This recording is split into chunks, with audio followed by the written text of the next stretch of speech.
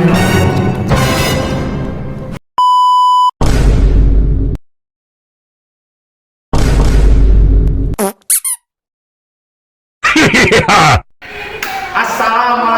warahmatullahi wabarakatuh.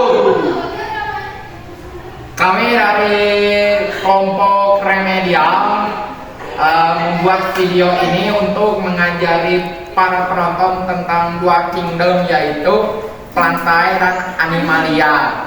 Di sini mohon perkenalkan kami, yaitu saya Valencio. Di sini ada Ikram dan di sini ada Fauzia. Oke, selamat menonton. Ya, di sini saya akan menjelaskan pengertian tentang Plantae. Plantae adalah salah satu kingdom dalam taksonomi yang dikenal sebagai tumbuhan. Anggotanya merupakan kelompok organisme eukariotik multiseluler yang memiliki dinding sel dan klorofil. Karena mempunyai klorofil, jadi tumbuhan bersifat autotrof, yaitu bisa membuat makanannya sendiri melalui proses fotosintesis. Selanjutnya ada ciri-ciri, yaitu ciri-ciri kingdom Plantae, yaitu ada 5. Pertama, multiseluler, memiliki banyak sel. Kedua, eukariotik, yaitu sel-selnya memiliki inti sel yang terbungkus membran nukleus.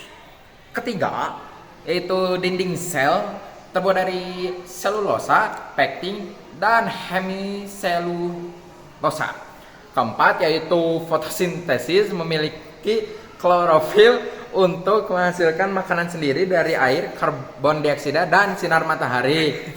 5. Memiliki sistem perakaran batang dan daun.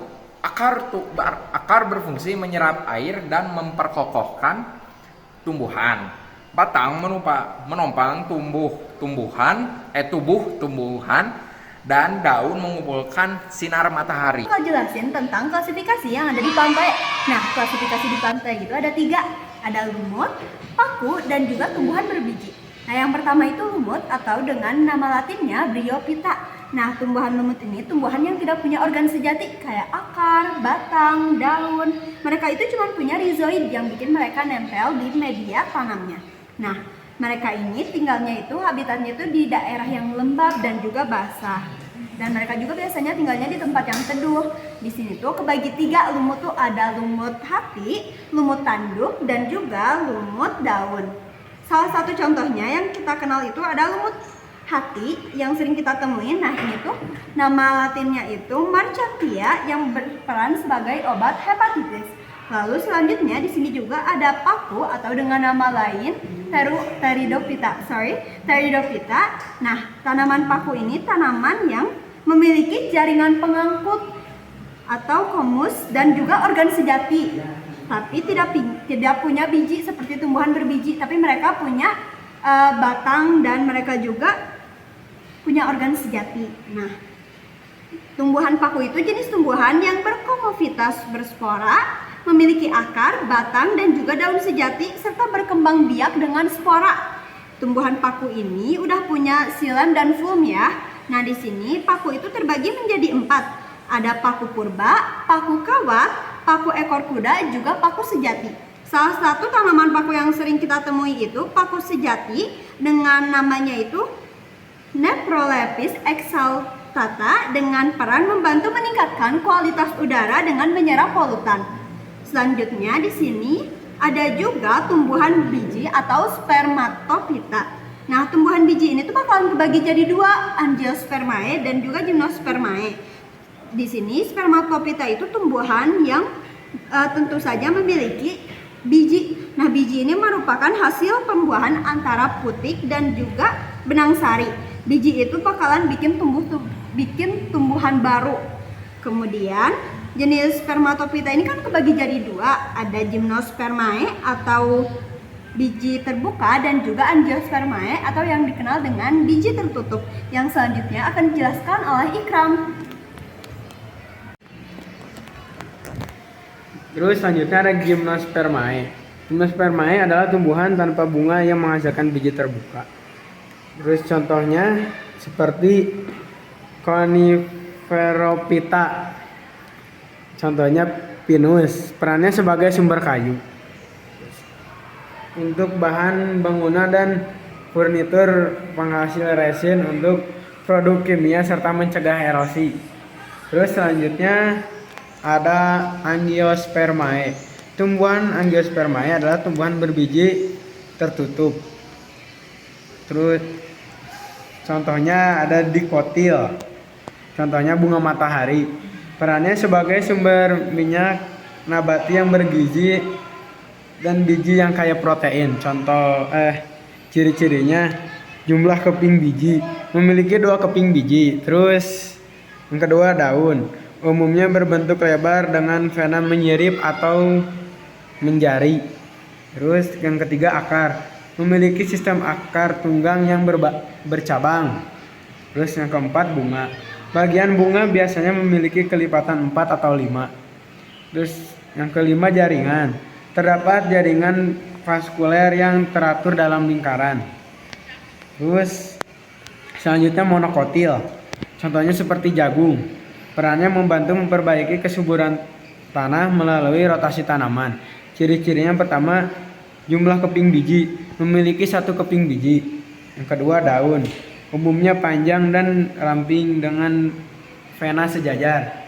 Yang ketiga akar, memiliki sistem akar serabut. Yang keempat bunga, bagian bunga biasanya memiliki kelipatan 3.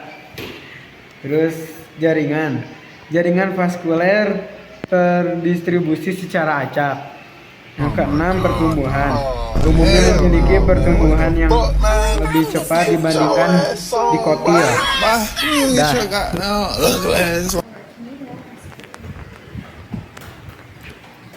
Terus selanjutnya ada kingdom animalia. Pengertian animalia. Animalia adalah kerajaan dalam taksonomi yang mencakup semua hewan.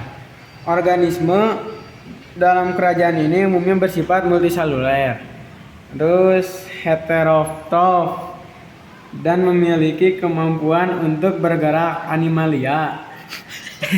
Animalia mencakup beragam bentuk kehidupan dari hewan sederhana hingga hewan kompleks seperti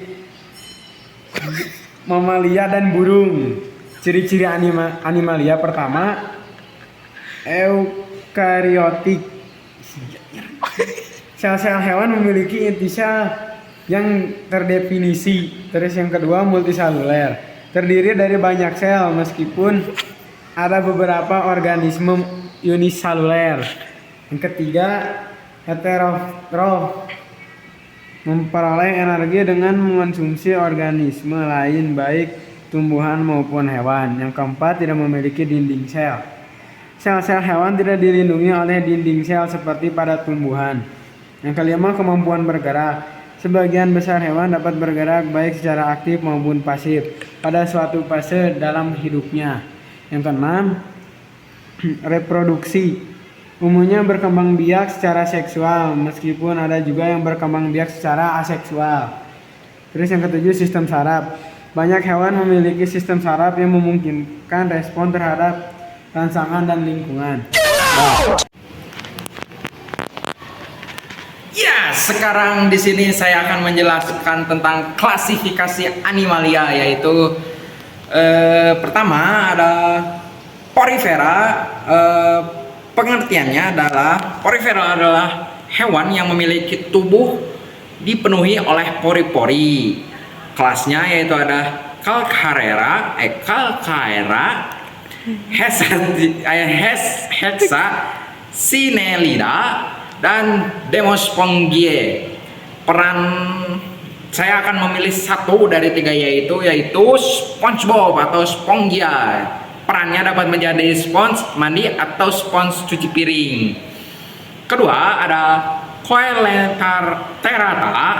Pengertiannya yaitu Coelenteria atau Cnidaria adalah filum hewan berbadan lunak yang mencakup ubur-ubur, anemon laut, dan koral yang memiliki sel penyengat atau sinusoid bentuk tubuh simetris radial dan hidup di lingkungan air.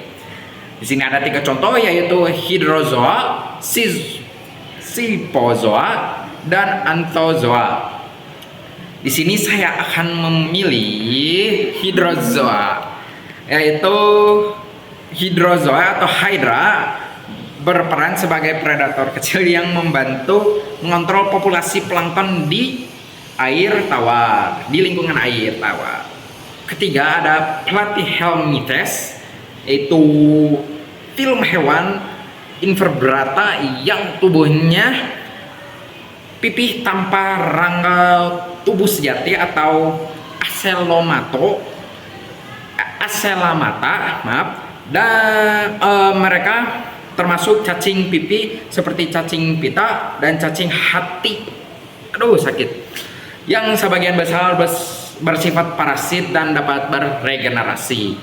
Di sini ada 3 kelas juga, yaitu Turbellaria, Trematoda, dan Chestora. Di sini saya akan memilih Trematoda. Mereka biasanya implikasi kesehatan manusia. Dan keempat yaitu Nematelmithes, yaitu salah satu filum atau kelompok hewan yang terdiri dari cacing berbentuk silindris atau bulat panjang, seperti cacing gelang atau cacing tambang, memiliki tubuh yang bersifat simetris bilateral, tidak memiliki segmen, dan tidak memiliki rangka atau tulang belakang. Di sini ada 3, yaitu Adephorea, Sechernetea, dan Enoplea. Di sini saya akan memilih Sechernetea. Dia berperan sebagai parasit yang menginfeksi usus manusia dan hewan.